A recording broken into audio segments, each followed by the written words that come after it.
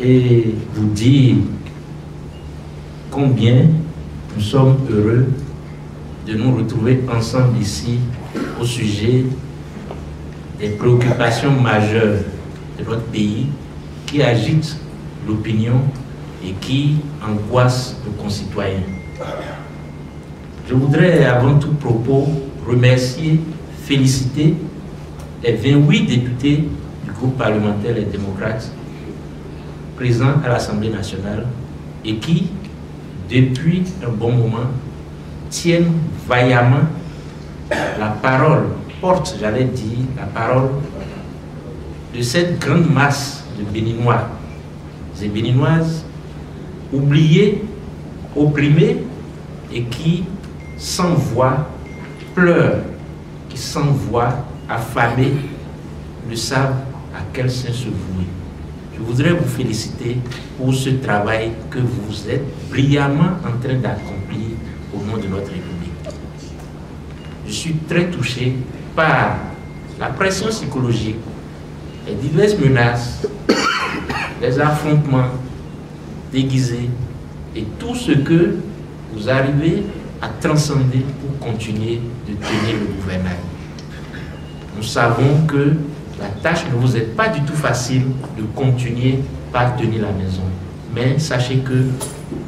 ces 13 millions, les âmes de ces 13 millions de Béninois que vous ne cessez de défendre jour et nuit, ces Béninois opprimés dans les villages, dans les contrées reculées, et qui se demandent à quand la fin de leur calvaire, et tous les jours vous ne cessez de vous battre pour que ces oubliés de la République un jour puissent retrouver le sourire. Je vous disais que les âmes de tous ces Béninois vous accompagnent et vous soutiennent. Chers amis, nous avons appris, comme vous, la concertation du lundi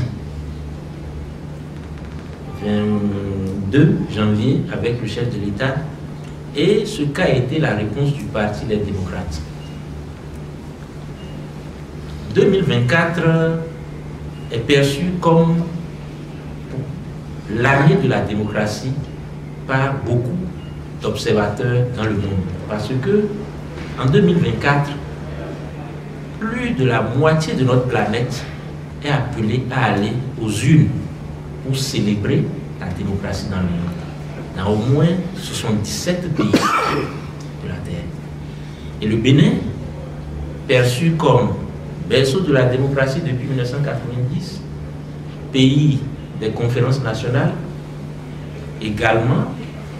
en 2024, vient de donner le top et le ton de ce qui sera ces élections à venir, en amorçant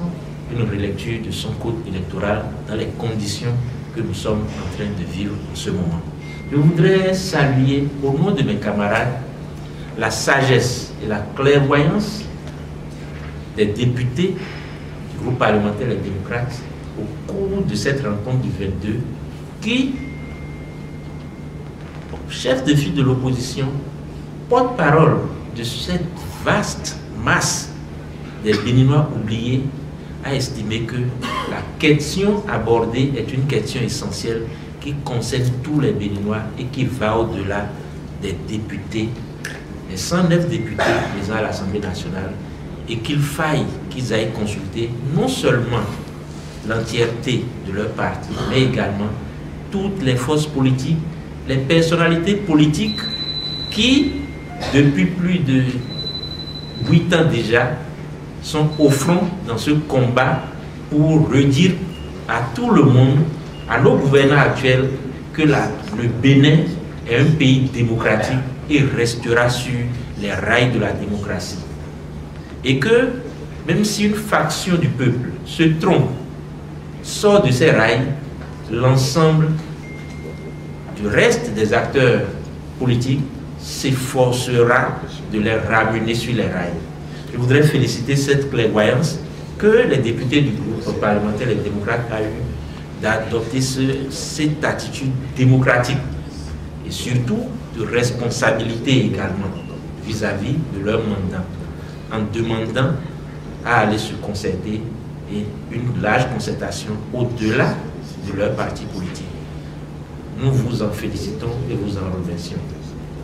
Mesdames, Messieurs, la question de la révision du code électoral qui est à l'ordre du jour est aujourd'hui visiblement, au regard de l'évolution de la situation depuis quelques jours, n'est qu'un prétexte pour encore une vaste machination ourdie qui se prépare contre le peuple béninois, contre la démocratie béninoise. Et je souhaiterais que, dans toute sa clairvoyance, le Parti Les Démocrates, les personnalités ici présentes, et comme l'a souligné tantôt mes prédécesseurs, mes collègues, regardent au-delà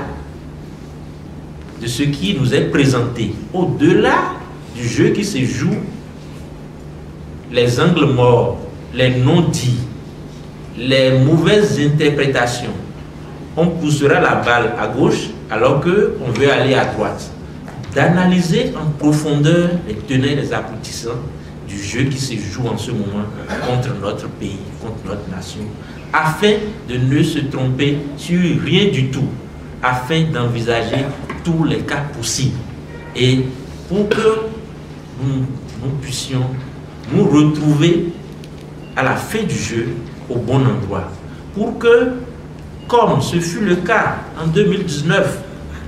par la suite, d'une manière ou d'une autre, en 2021, nous ne tirons pas à côté. Je voudrais qu'on regarde bien le jeu qui se joue, parce que tous ici présents dans cette salle, les personnalités que je vois, sommes tous bien avertis de la question. Nous connaissons aujourd'hui, mieux qu'hier, les acteurs en face de nous, leur façon de jouer, leur façon de se comporter, et que sais-je encore. Mesdames et messieurs, pour finir, je voudrais espérer que les réflexions qui seront issues de la présente concertation puissent être éclairées par l'onction de Dieu et que, ensemble, cette fois-ci, l'opposition puisse réellement gagner cette bataille de la démocratie. Je vous remercie.